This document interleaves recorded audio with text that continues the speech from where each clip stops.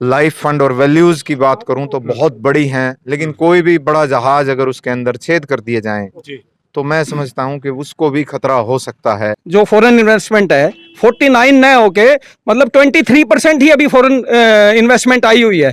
तो पता नहीं इतनी जल्दबाजी क्यों है सरकार में और कॉरपोरेट घरानों में कि भाई हम फटाफट जो कुछ सरकारी सत्र पे छीना जा सके उसमें छीना झपटी एक तरह से मची हुई है। एफडीआई वापस लो, वापस लो, वापस लो, आईपीओ वापस लो, वापस लो, वापस लो, वेज रिविजन लागू करो, लागू करो, लागू करो, केंद्र सरकार हाय हाय हाय हाय, प्रधानमंत्री मोदी हाय हाय, बीमा क्षेत्र नहीं बिकेगा, नहीं बिकेगा, नहीं बिकेगा, देश का बेचना बंद करो, बंद करो, बंद करो, कॉर्पोरेट से यारी नहीं चलेगी, नहीं चलेगी, नहीं चलेगी, कॉर्पोरेट से यारी नहीं चलेगी, नहीं चलेगी, नहीं चलेगी, सरकारी संस्थान को बेचना बंद करो, बंद करो, बंद करो, बीमा क्षेत्र को बेचना बंद करो, बंद करो, बंद करो, आवाज दो, आवाज दो, हर जोर जुल्म की टक्कर में,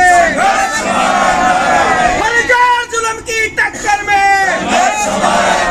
आज देश भर में एलआईसी में क्या है, आज देश भर में एलआईसी में क्या है, इस हड़ताल का जिम्मेवार कौन, इस हड़ताल का जिम्मेवार कौन, भारत सरकार।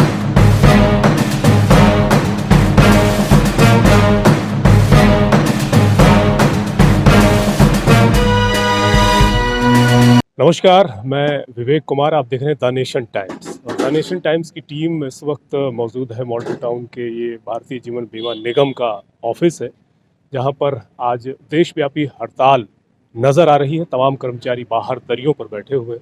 मसला क्या है, कारण क्या है, वो जानने की कोशिश करेंगे। हालांकि आप तमाम लोग कारण तो जानते ही हैं। लगातार एक के बाद एक तमाम जो विभाग हैं जिन पर हम विश्वास करते थे, यकीन करते थे कि शायद वो हमारी सेवा के लिए हमेशा तत्पर रहते हैं, उन्हें बाजार में उतार दिया गया है, नहीं बेचा जा रहा है। ये आप सभी जानते हैं। सबसे पहले ये बताएं कि किस लिए आज क्या मांग है उनको लेकर के आप लोग। आज की जो हमारी ये राष्ट्रव्यापी हड़ताल है, जिसके अंदर हम पूरे देश में एलआईसी के क्लास 1 से क्लास 4 तक के सभी कर्मचारी जो हैं, कर्मचारी अधिकारी वर्ग, सब लोग हड़ताल पे हैं। इसका मुख्य जो हड़ताल पे जाने का हम लोगों का जो ये निर्णय है, एलआईसी का प्राइवेटाइजेशन, वेज रिवीजन जो पिछले 40 महीने से ज़्यादा से पेंडिंग है, सरकार उसको लागू नहीं कर रही है, और लगातार निरंतर जो है आईपीओ को लाने का प्रयास, उसके माध्यम से जो है कर्मचारियों का भी मॉरल डाउन और पब्लिक में भी जो विश्वास है हमारे प्रति के भारतीय जीवन बीमा निगम देश की वो सबसे बड़ी संस्था है जो हर वक्त सेवा के लिए तत्पर रहती है, लोगों के लिए सभी प्रकार से लोगों को एक आर्थिक सुरक्षा मुहैया कराती है, चाहे वो बीमे से संबंधित हो, चाहे उनके लोन से संबंधित हो। आज पब्लिक को अपना विश्वास टूटता हुआ दिखाई दे रहा है। ऐसा लग रहा है कि सरकार जो है किसी और ही मार्ग पर लेकर इनको चल रही है, जो कि सही नहीं है। बिल्कुल, जैसा कि कहा जाता है जीवन के साथ भी और जीवन के बाद भी, ये स्लोगन है आप लोगों का, लेकिन अब ऐसा लग रहा है कि एलआईसी का खुद का जीवन कहीं खतरे में नजर आ रहा है।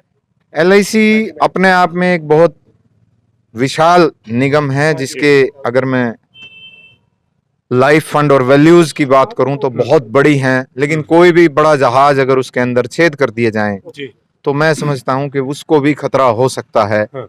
आज सभी कर्मचारी अधिकारी इस प्रयास में हैं कि इसको इस तरीके से गिरने से बचाया जा सके, तो अपनी तरफ से पूरे प्रयास करें। यही इस वक्त की जो बहुत सुंदर है। लगातार लोग प्रयास कर रहे हैं और आप बताएं क्या कुछ कहना चाहेंगे बंसल साहब। बस आज पूरे देश भर के अंदर सभी एलआईसी के अधिकारी और कर्मचारी हड़ताल पे हैं।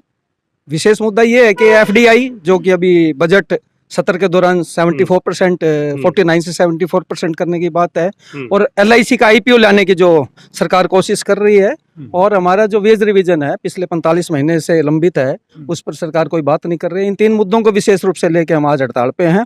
अब आप देखिए ना कि 49 से 74% हुआ है ये करने की जो बातचीत चल रही है, लेकिन विडंबना देखिए कि आज भी जो फॉरेन इन्वेस्टमेंट है 49 न होके मतलब 23% ही अभी फॉरेन इन्वेस्टमेंट आई हुई है। तो पता नहीं इतनी जल्दबाजी क्यों है सरकार में और कॉरपोरेट घरानों में कि भाई हम फटाफट जो कुछ सरकारी सत्र पे छीना जा सके उसमें छीना झपटी एक तरह से मची हुई है, और सरकार इसको 74% करने पर उतारू है। और आईपीओ की बात है, एक ऐसी संस्था जो लगातार मतलब देश की आर्थिक उन्नति में अपना योगदान दे रही है, इन्वेस्टमेंट कर रही है, चाहे लोन की बात हो, चाहे वो आम सुविधाओं की बात हो जो जनता को मुहैया करवा रही है, उसके अंदर भी छेद करने की कोशिश की जा रही है और एक आईपीओ लाकर एलआईसी का मनोबल तोड़ने की कोशिश की जा रही है। बिल्कुल, लगातार विरोध के सुर तेज होते जा रहे हैं। बहुत सी महिला कर्मचारी भी मौजूद हैं, इनसे भी बातचीत करना चाहेंगे, इनसे भी जानना चाहेंगे कि ये क्या कुछ कहना चाहती हैं। कुछ तो क्योंकि जब विभाग और निगम जो है प्राइवेट सेक्टर की तरफ बढ़ाया जा रहा है, क्या कुछ कहेंगे बताएं। आज एलआईसी में राष्ट्रव्यापी हड़ताल है और हमारे 3 मेन मुद्दे हैं। एक तो प्राइवेटाइजेशन का है, आईपीओ आ रहा है और जो ये निजीकरण हो रहा है यह हम सबके हित में नहीं है। देश की एकमात्र संस्था जो कि सेवा जिसका पर्याय है और उसके कर्मचारियों और पूरे निगम के साथ ऐसा व्यवहार अनुचित नहीं, हम तो यही कहना चाहेंगे। बिल्कुल, ये व्यवहार उचित नहीं है। और अमान साहब, आप भी यहाँ पहुँचे हुए हैं, तमाम जो कर्मचारियों के समर्थन में आप अक्सर नजर आते हैं, क्या कुछ कहना चाहेंगे? सरकार की क्या मंशा है? तमाम विभागों को एक तरह से निजीकरण की ओर धकेला जा रहा है। देश की जो मोदी की सरकार है जो 6 साल से देश में आई है और 6 साल से आने के बाद उन्होंने सिर्फ एक ही काम किया है कि हमारे जो सरकारी संस्थान है, कंपनियां हैं, जिसको हम नवरत्न बोलते हैं, उनको बर्बाद करने पर तुली हुई है। ये तो मोदी ने स्पष्ट कर दिया कि इकोनॉमिक पॉलिसीज जो 91 में आई थी, मनमोहन सिंह वित्त मंत्री हुआ करते थे और कांग्रेस की सरकार उनको इम्प्लीमेंट कर रही थी। हम बार बार हड़ताल कर रहे थे, प्रदर्शन कर रहे थे, सरकार के खिलाफ अपना आंदोलन चला रहे थे। सरकार ने धीमी गति से उसको आगे बढ़ाया था, परंतु मोदी ने ये कह दिया कि कांग्रेस ने गलती करी है कि इकोनॉमिक पॉलिसीज को मतलब स्लो स्पीड में लागू किया, हम इसको 100 की स्पीड में इसको लागू करेंगे। आज इसकी ये मंशा है। जहां तक इसका ये स्पष्ट दिखाई दे रहा है, आम जनता को पता लग चुका है कि कॉर्पोरेट घराने हैं, अडानी है, अंबानी है या दूसरे जो घराने हैं, उनको फायदा पहुंचाने के लिए मतलब इन्होंने ये प्राइवेटाइजेशन कर रहे हैं। जैसा कि अभी 15 और 16 तारीख को बैंकों की हड़ताल थी पूरे देश के लेवल पर, मांगी निजीकरण की थी, और कल जीआईसी की हड़ताल थी, ग्रुप इंश्योरेंस की हड़ताल थी पूरे देश के लेवल पर।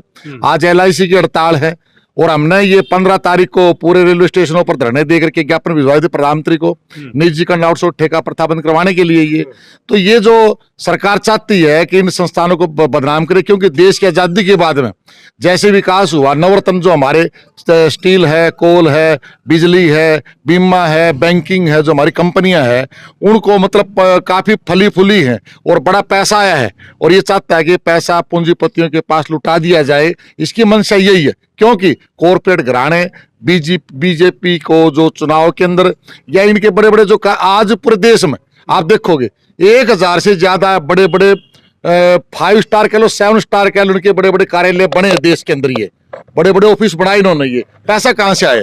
और बड़ी बड़ी रैलियां कर रही हैं, पैसा कहां से आता है? कॉर्पोरेट घराने ही पैसा देते हैं, हेलीकॉप्टर जहाज मुहैया करवाते हैं, ये तो उन कार्य उतारे हैं ये।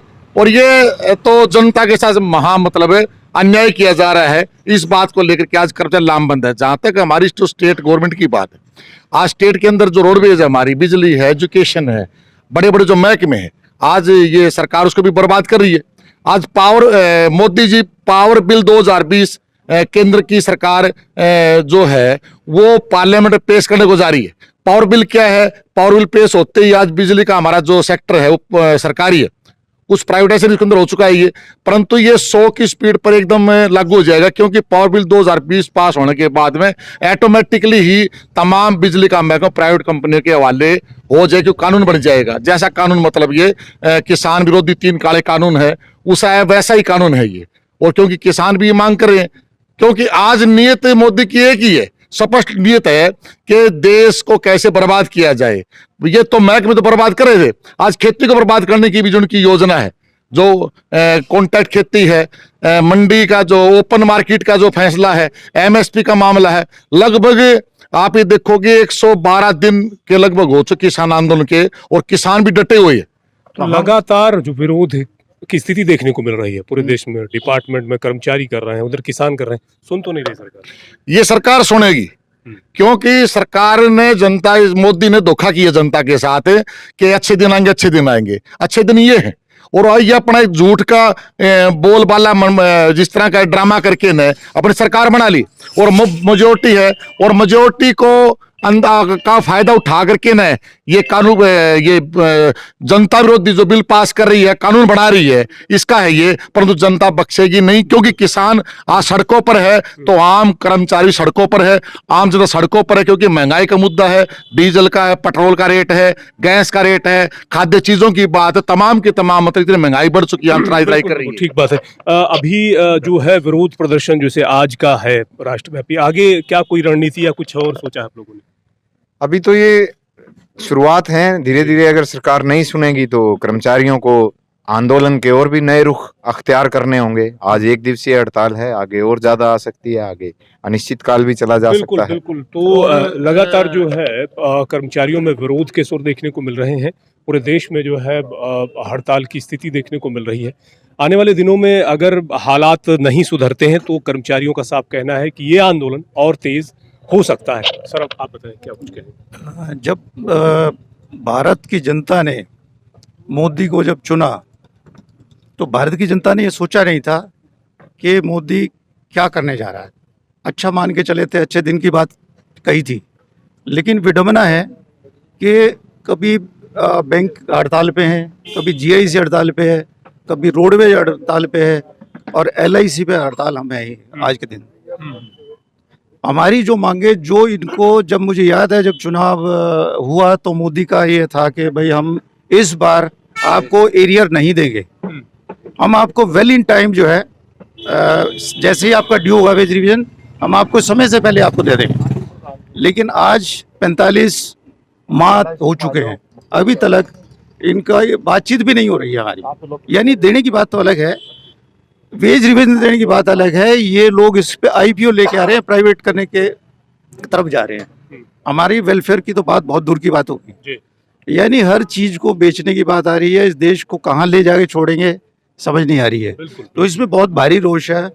विशेष रूप से भारतीय जीवन बीमा निगम बहुत ही सदमे में है कि एक ऐसा प्रतिष्ठान जिस पर पूरा भारत गर्व करता है, संसार गर्व करता है, कि अमेरिका की निगाहें हैं जिस पे, ऐसा संस्थान, उस संस्थान का भट्ठा बैठाने के लिए इसने कमर कसी है मोदी ने। बिल्कुल, एक के बाद एक तमाम विभागों का निजीकरण करने की जो प्रक्रिया है वो लगातार जारी है। आज जो है पूरे देश में जो तमाम बीमा कर्मी हैं, भारतीय जीवन बीमा निगम के कर्मचारी और अधिकारी हैं, वो लगातार विरोध में हैं, और इनका साफ तौर से कहना है कि आने वाले दिनों में यदि स्थिति नहीं सुधरती है या फिर सरकार नहीं सुनती है तो ये आंदोलन और तेज हो सकता है। लगातार बने रहिए द नेशन टाइम्स के साथ, इसी तरह की खबरें और जानकारी आप तक पहुँचाते हैं।